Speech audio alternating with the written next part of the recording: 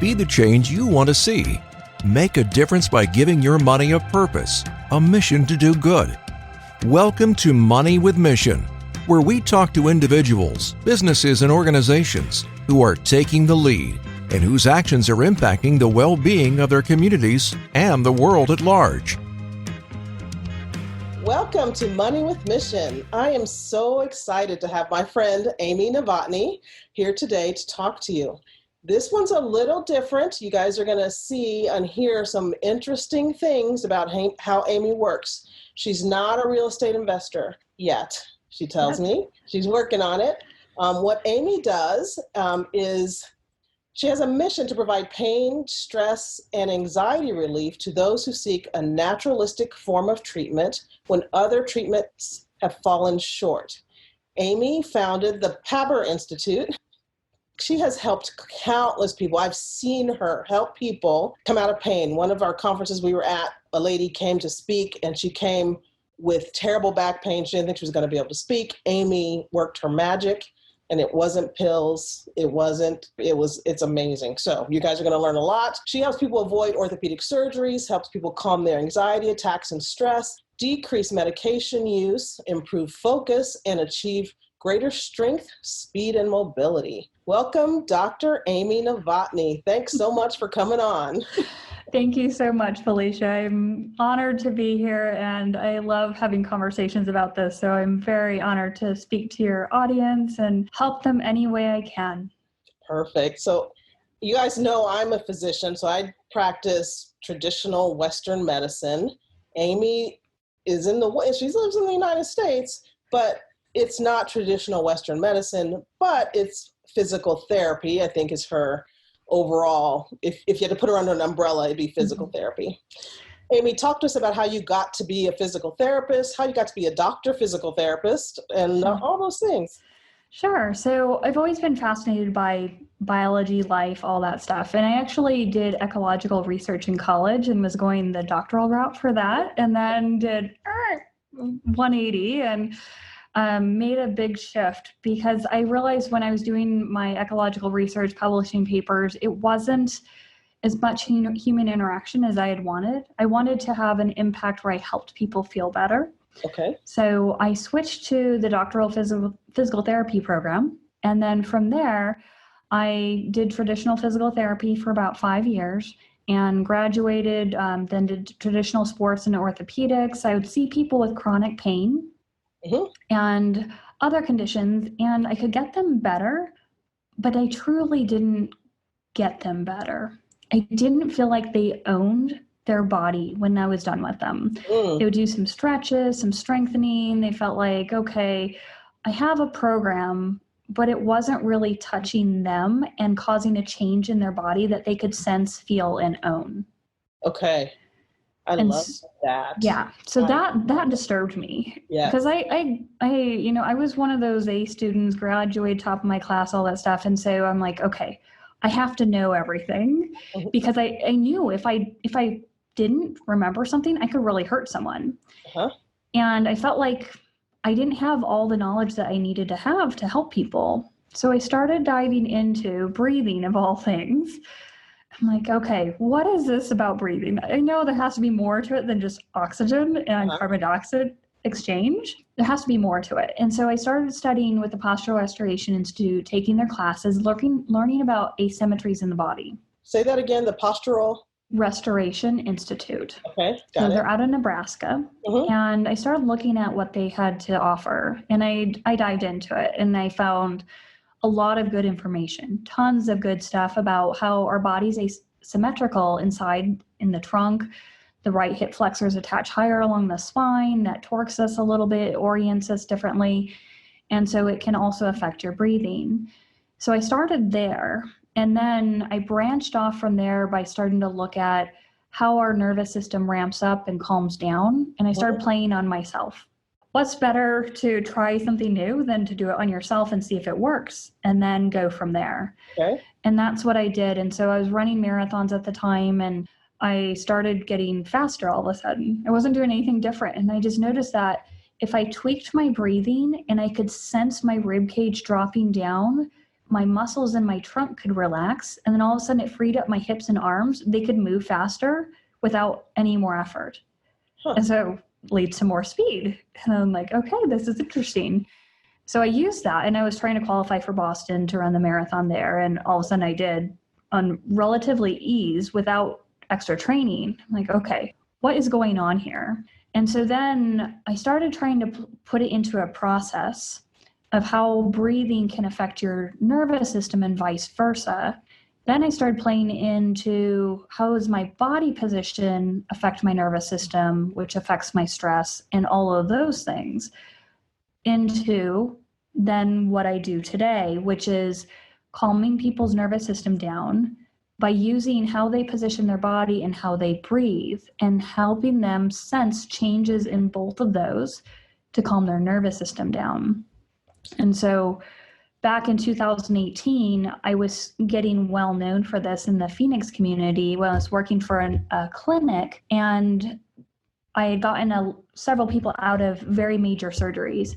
Mm-hmm. And so world famous photographer hired me to travel around with him and coach him on how to get out of 2 different surgeries. And so I left that practice. When I came back, I decided to start my own gig, and I've been holding on for dear life as this thing has grown, and I met you in the investment world now. Yes. And okay, so I didn't know about the photography. Yeah. I didn't know how you got into photography. You took those pictures behind you, right? I did, yes. Okay. We're not going to get off of that just yet. Okay, so I'm sure there's a lot of investors out here going, I don't know what this has to do with me. I don't get it. Go ahead. I'll let you explain that. It does. So it really does, because the amount of stress we have in our daily life, that impacts our mental clarity, impacts our ability to sleep. I was actually just listening to a podcast this morning. It was a neuroscientist who studies how well our brain processes and it is able to make decisions. And he links it to how well you get deep, restful sleep, because different neurotransmitters are activated during that time. And he was also saying that if you can learn how to calm yourself down to minimize stresses so you can then perform at a higher level, you can make better decisions, whether it's in investing, whether it's most people that are in investing have some type of business related to it. Not everyone, I'm sure, but I know there's passive investors, but you still have to make business decisions when you're deciding, are you going to invest passively, actively? Are you going to syndicate? Whatever you decide to do in terms of investing, you need to have that mental focus and mental clarity. So many people, I'm going to say, just thinking about investing money, thinking about losing money, brings up a lot of stress. That too. Yeah. And we also think about stress. We tend to think of it as an emotional thing. Talk a little bit about just general body stress, of how we sit and what we do to our bodies with what stress we bring on our bodies by those kinds of things, mechanics. Right. So the way we position our body can either hype you up and put you into a stress mode, or it can calm you down. So a lot of times we're taught, sit up straight, shoulders back, suck up your gut, sit at the edge of your chair, because you should be exercising 24/7. Mm-hmm. And what that does, get that core strength. And what that does is that actually puts you in a hyped mode. So now your body is in fight or flight mode, and it doesn't know how to calm down. If you think about it, whenever there's an emergency, what do people always recommend? Calm yourself down. Yeah. Don't be in fight or flight mode. Calm yourself down. So if we equate that to our daily life, if we sit on the edge of our chair with our chest out, leaning forward and arching our back, we're putting ourselves into fight or flight mode just by our body position, which is then going to convert our breathing into fight or flight mode as well. So that's going to harm your ability to focus and to really make clear decisions.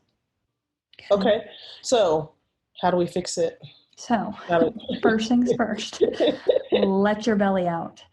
Let your belly out to allow your rib cage in front, your breastbone, to drop in and drop down. Can you just hear everybody go, what? Let my belly out? I know. I'm like, what? Okay, first I have to unfasten my pants. Okay, now I can. Okay. Or just wear sweatpants. That's fine too. If we never see our bottoms, that doesn't matter. But if you can let your belly out, sit all the way back in your chair, Let your belly out so that your tailbone curls underneath you, your chest drop down, and what you're going to start to feel as you practice this is your rib cage can start to drop down so that it allows your shoulders to drop down to create space between your shoulders and your ears so your neck can start to relax.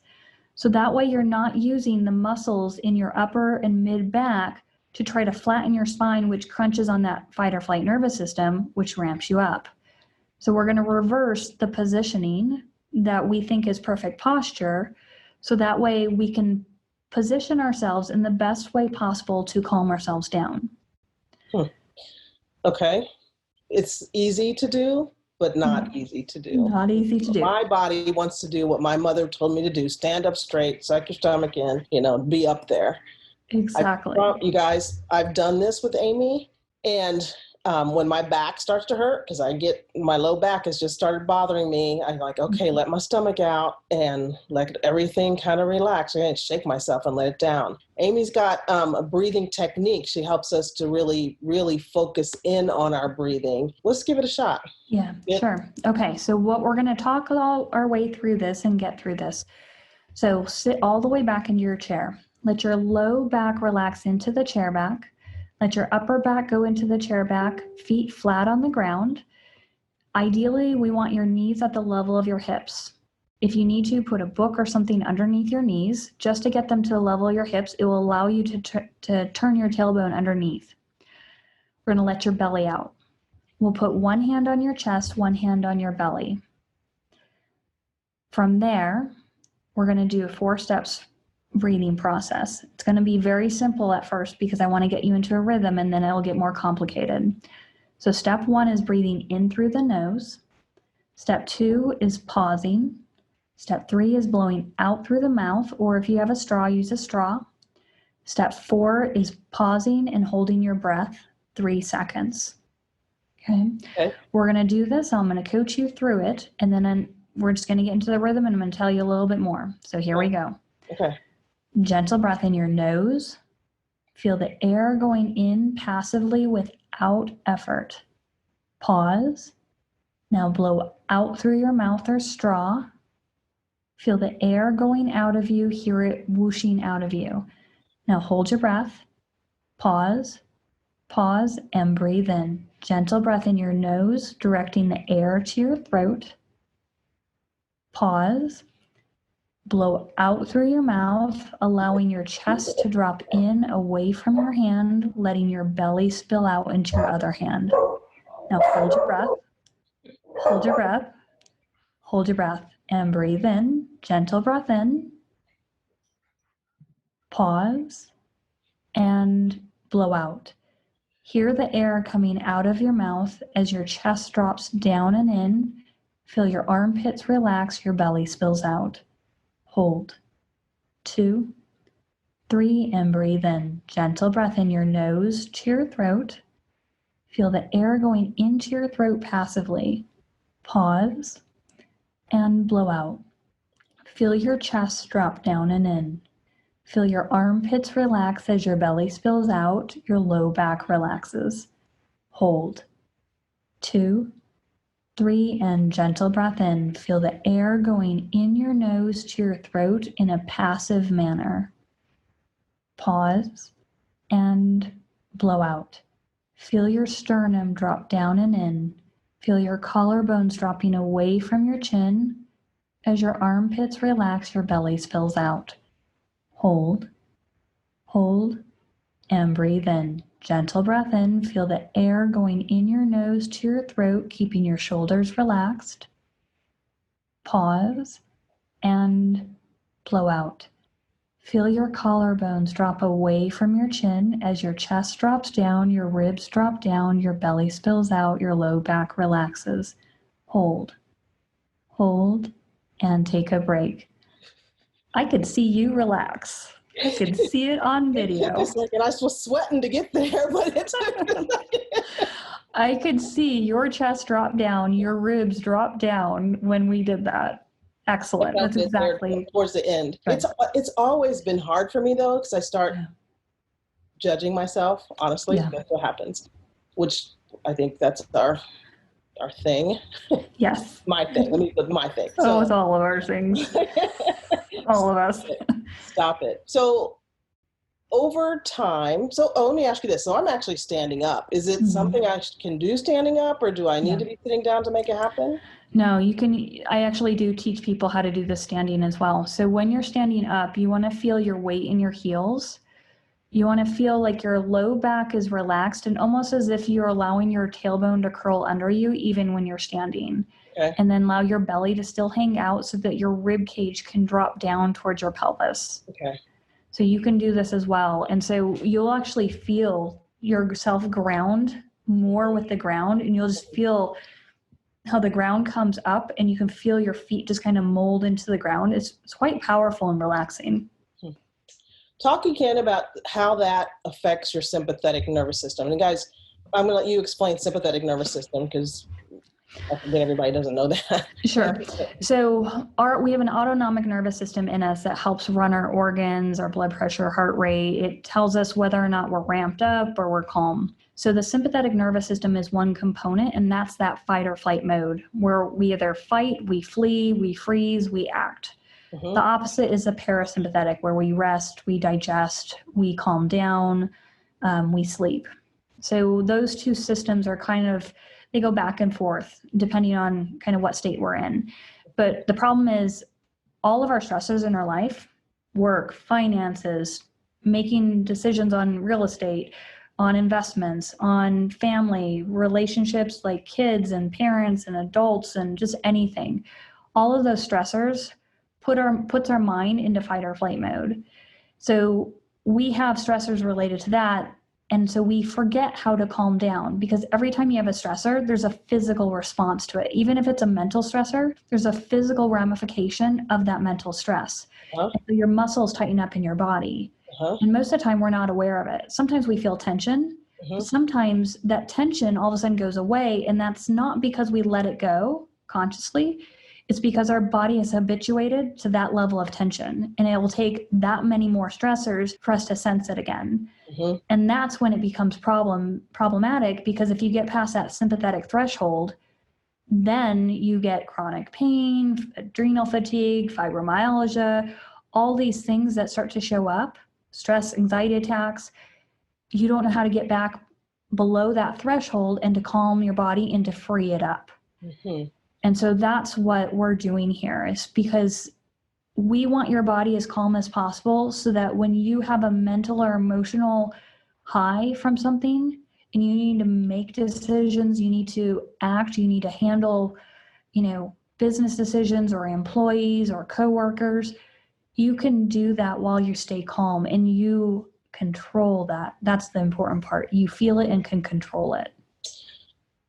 There's so many places we can go with this, Amy, because I hope people heard you say that many of our physical problems come from emotional issues. And I don't mean emotional issues, I mean stressors. We're trying to live a life and do the things we want to do, and things just get us ramped up and we don't realize how to turn it down. And medical doctor here, I'm going to go out there as a urologist. I see this all the time. And people want a pill. They want it to go away. They want to just make it go away. And while we can, it's not, to me, the right thing. What you talked about, owning your body, owning the stuff that caused this, is the way to cure it. It's 100% the way to cure it. Medicine manages things. Pills manage things until they don't. Then you have to take another pill to get it managed. And I'm anti-pharm, even though that's what I do, but it's a real thing. I really love this work. Thank you. I appreciate it. And now, I'm virtual, so I can help people all over the world. So, and I help people in different countries. I help people all over the US. And it's a skill that I can teach virtually because I can watch your body. I can see where you hold the tension, the stress. And so this affects everyone. And so people often ask, what's your audience? They say everyone, because we all need to learn this skill. It's not something that's innate in us. If you think about it, if you look at a toddler, their ribs are down, their belly is out. They are roly-poly, they're flexible, they move, they don't have these stresses. We start to learn, suck your gut up, chest out. and everything starts to shift. When I work with kids, the worst kids, they're the ones that have the most problems and pain, are the ones who have sucked up their gut and stuck out their chest. They're the ones that have ADD, I see, ADHD, I see, bellies are sucked in, you see the whole gamut. And so if we can start to change our mindset to help us function better, to help our memory, to help our sleep, to help our focus, it just helps us feel better, and we're more amicable with other people. We have more patience, but it's all a skill that you can learn and you can control. It's all up to you. Thanks. Oh my gosh. It's all up to you. That means you too, Mrs. Felicia Fro, Dr. Felicia Fro. Too. No, it 100% means you. Because it 100% is something you can control. Yeah. And most things in our lives, we have more control over than we admit. There are things I can't control what Amy does. Amy can't control what I do, but we can control ourselves. And breathing is only you can breathe for yourself, right? And that is your control. That is true. Yeah. So you talked a little bit about your running marathons. You went and you quit your first physical therapy job, it sounded like, to go work with a photographer. Is that how you started your photography? Well, I was actually volunteering for a nonprofit that hosts photography workshops. And so as part of my volunteer experience where I was helping with the logistics, I just started listening to some of the photographers when they were doing the instructions. So I became passionate about photography at that point. And so that's how the photographer hired me, because he knew he could get me because I love photography and I love travel and I love culture and just learning.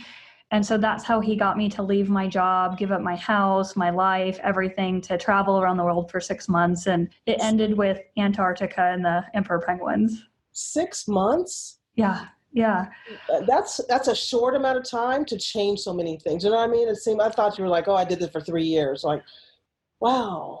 No, I changed my whole entire life. Like, you know, we have one life. I went full board into giving it all up. And then when I came back, I didn't go back to the old life. I gave it up even more and said, I'm going to start a business, learn how to become an entrepreneur, start learning about investing, and voila, here I am. And I think I met you early on in this whole process. Yes. It can go fast, everybody. Amy, yes.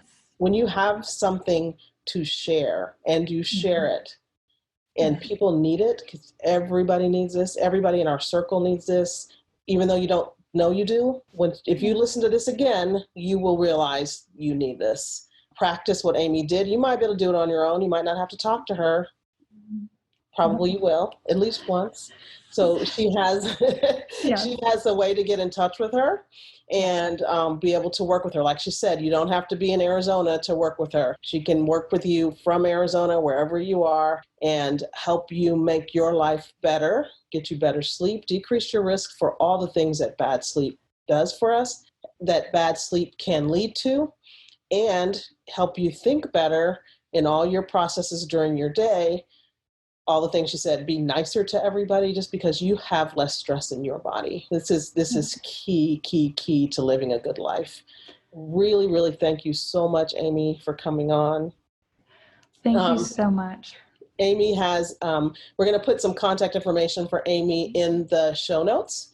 She has a newsletter that talks about posture and breathing, and you'll have her website address to get on there. You can make an appointment to talk to her. Do it, guys. This is really important stuff. Okay? All right. We'll let you go. Until next time, give your money a mission. Send it out into the world to make a positive impact in your life and the lives of others. We'll see you next time, guys. Thanks, guys. You've been listening to Money with Mission. There are projects happening right now where you can make a great return while positively impacting the lives of others. To learn more about today's guest or to download 7 steps to building resilient wealth for women, visit www.moneywithmission.com.